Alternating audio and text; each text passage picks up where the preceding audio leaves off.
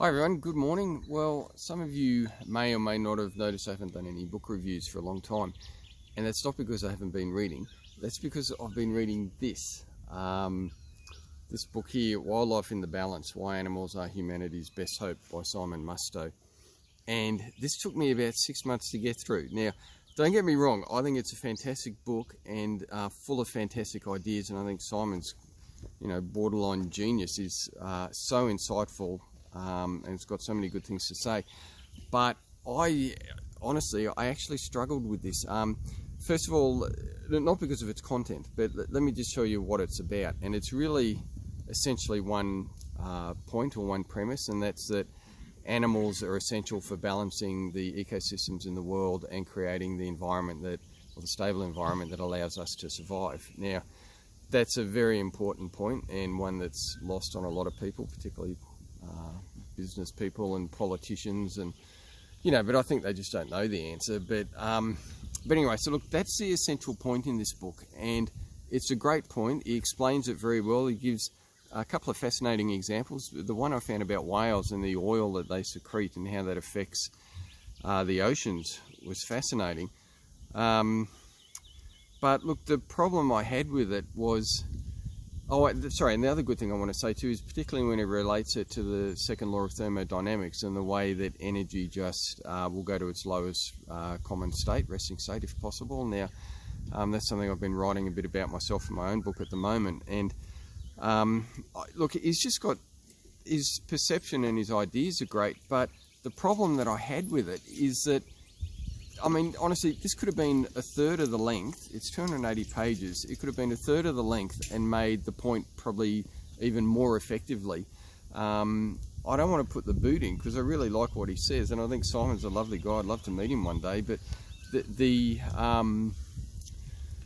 just kind of rambles on and on and on, making the same point in different ways. It almost has like a religious tone at times.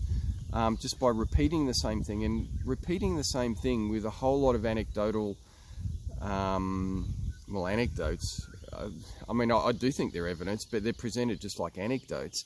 That doesn't make the argument well expressed or well conveyed or convincing. Now, for someone like me, it is convincing because I believe in what he's saying, but for the general public or people who don't think this way, it's not necessarily convincing. The way he says it. So I think he could have said it in a far more effective manner.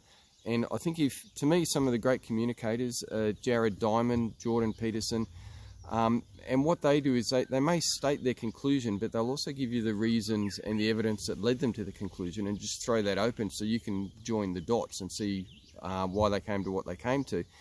And, this book to me just had so much just rambling, and it's not that that's bad, but it's just that it's not super effective. And I think probably as a work of popular science, that's fine, because I love reading popular science, but what it really should have been is maybe structured like a textbook, but then written like popular science, and maybe just pick one or two really good examples of your point and get into a bit of empirical data to show how these relationships work, and then expand out from there. So that's why it took me so long to read it, because I don't know, most of it was just the same thing on and on again in different ways, but not in the most well expressed or scientifically validated ways, even though I believe it all is scientifically valid. So that was my review of this. Maybe you had a different opinion, maybe you loved it completely unconditionally. Look, I thought it was a good book. I learnt a lot from it. A lot of it concorded with things that I was thinking. I think too, his emphasis on animals, I mean, that's timely because obviously they're being hammered, but it's more about the balance. Now, we do need to focus on animals, but not exclusively, of course. And he's not really saying that we have to exclusively, but I think just probably if the whole thrust of the book was more about ecosystem balance rather than just animals as that part of it, it might have been better. I mean, he does talk about ecosystem balance and the roles animals have in it, but the baseline should have been, I think, approached more like that. A couple of little points of difference. I think there's a few things here, minor little things that I disagreed with. One was, he talks about the New Guinea highlands, and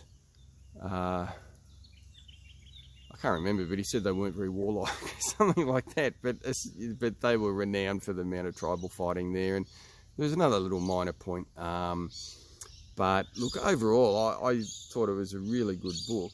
It was just frustrating because I don't think it made its point nearly as effectively or accessibly as it could have. But maybe that's just me. Maybe that's just what I'm like.